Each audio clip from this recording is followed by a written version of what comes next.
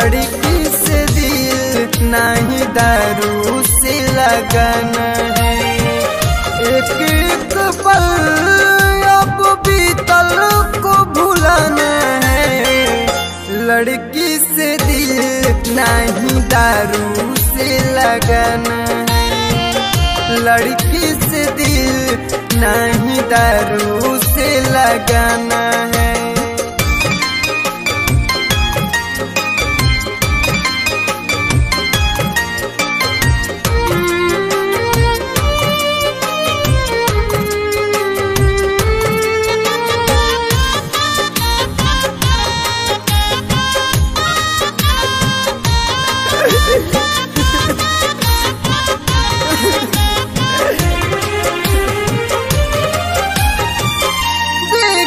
जखम हमको भूलू तो गई दूसरा के सजिया के फूल बन गई।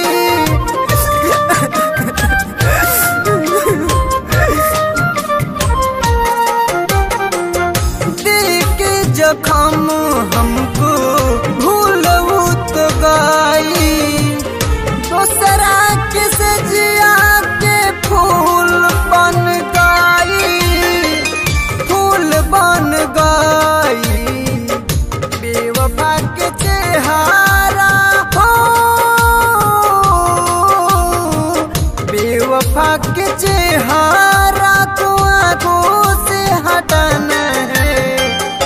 लड़की से दिल नहीं दारू से लगाना है। लड़की से दिल नहीं दारू से लगाना है। बेवफा हम न जानत रहे।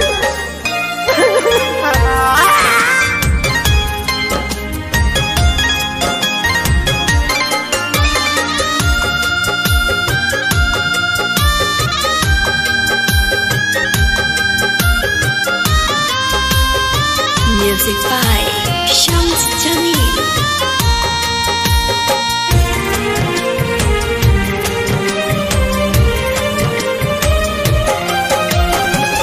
किसकी आराम जैसा कोई नहीं साथी। किसके साथ न करता है घाती। Mix by किसकी आराम जैसा कोई नहीं साथी। किसके साथ नहीं करता घाती। नहीं करता घाती। वाल्मीकि उजावल हो। वाल्मीकि कृष्ण से अब क्या छुपाना है।